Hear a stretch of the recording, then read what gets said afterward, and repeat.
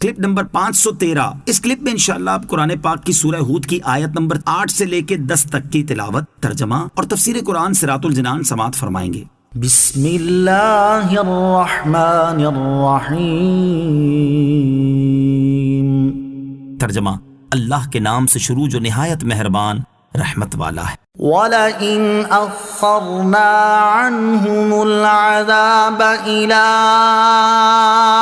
أُمَّةٍ مَّعْدُودَةٍ لَّيَقُولُنَّ مَا يَحْبِسُهُ أَلَا يَوْمَ يَأْتِيهِمْ لَيْسَ مَصْرُوفًا عَنْهُمْ وَحَاقَ بِهِم مَّا كَانُوا بِهِ يَسْتَهْزِئُونَ۔ ترجمہ، اور اگر ہم ان سے کچھ گنتی کی مدت تک کے لیے عذاب میں دیر کر دیں تو ضرور کہیں گے کس چیز نے روکا ہوا ہے، خبردار جس دن وہ عذاب ان پر آئے گا تو ان سے پھیرا نہیں جائے گا، اور جس عذاب کا وہ مذاق اڑاتے تھے وہی ان کو گھیرے ہوئے ہوگا۔ وَلَئِنْ أَخَّرْنَا عَنْهُمُ الْعَذَابَ إِلَىٰ أُمَّةٍ مَّعْدُودَةٍ، اور اگر ہم ان سے کچھ گنتی کی مدت تک کے لیے عذاب میں دیر کر دیں۔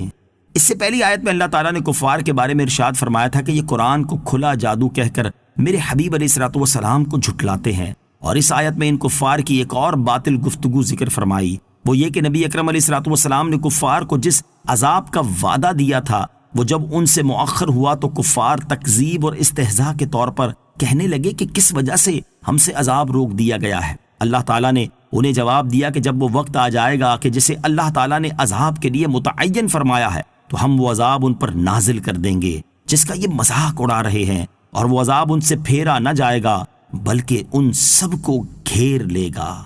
اللہ تعالیٰ کے عذاب سے بے خوفی ہلاکت کا سبب ہے۔ اس آیت سے معلوم ہوا کہ دنیا میں اللہ تعالیٰ کے عذاب سے بے خوف ہونا ہلاکت کا سبب ہے، اس لیے ہر عقل مند انسان پر لازم ہے کہ وہ اللہ تعالیٰ کی نافرمانی کرنے سے ڈرتا رہے اور اس کے عذاب سے کبھی بے خوف نہ ہو۔ حضرت ابو ہریرہ رضی اللہ تعالیٰ عنہ سے روایت ہے، رسول کریم علیہ الصلوۃ والسلام نے فرمایا، اللہ تعالیٰ ارشاد فرماتا ہے، میری عزت کی قسم، میں اپنے کسی بندے پر نہ 2 خوف جمع کروں گا اور نہ 2 امن جمع کروں گا۔ اگر وہ دنیا میں مجھ سے ڈرے گا تو میں قیامت کے دن اسے امن دوں گا، اور اگر وہ دنیا میں مجھ سے امن میں رہے گا تو میں قیامت کے دن اسے خوف میں مبتلا کر دوں گا۔ ہمارے اسلاف اللہ تعالیٰ کی نافرمانی سے انتہائی دور اور اس کی اطاعت و فرما برداری میں بے حد مصروف رہنے کے باوجود اللہ تعالیٰ کی ناراضی اور اس کے عذاب سے بہت ڈرا کرتے تھے۔ چنانچہ ایک مرتبہ حضرت فضیل بن عیاض رحمۃ اللہ تعالی نے فرمایا کہ مجھے مقربین پر اس لیے رشک نہیں آتا کہ یہ سب قیامت اور اس کی ہولناکیوں کا مشاہدہ کریں گے، البتہ مجھے صرف اس پر رشک آتا ہے جو پیدا ہی نہیں ہوا، کیونکہ وہ قیامت کے احوال اور اس کی سختیاں نہیں دیکھے گا۔ اور حضرت سری سقطی رحمۃ اللہ تعالی نے فرمایا، میری خواہش ہے کہ میں بغداد کے علاوہ کسی اور جگہ انتقال کروں، کیونکہ مجھے ڈر ہے کہ اگر میری قبر نے مجھے قبول نہ کیا تو کہیں میں لوگوں کے سامنے رسوا نہ ہو جاؤں۔ اللہ تعالی ہمیں اپنے عذاب سے بے خوف ہونے سے بچائے اور ہمارے دلوں میں اس کا ڈر پیدا فرمائے، آمین۔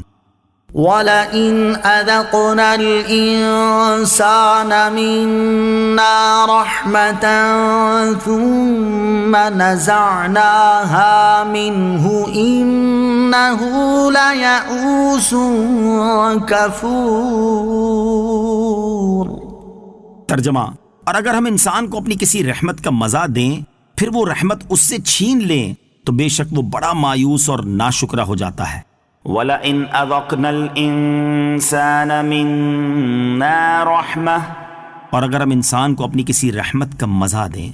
ایک قول یہ ہے کہ اس آیت میں الانسان سے مراد مطلق انسان ہے، پھر آیت نمبر 11 میں اس سے صبر کرنے والے اور نیک مسلمانوں کا استثناء فرمایا۔ اس سے ثابت ہوتا ہے کہ آیت میں مذکور الانسان میں مومن اور کافر دونوں داخل ہیں۔ دوسرا قول یہ ہے کہ الانسان سے کافر انسان مراد ہے۔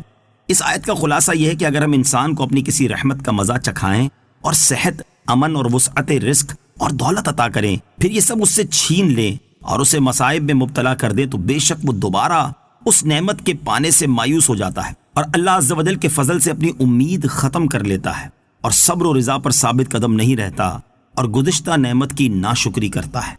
وَلَئِنْ أَذَقْنَاهُ نَعْمَاءَ بَعْدَ ضَرَّاءَ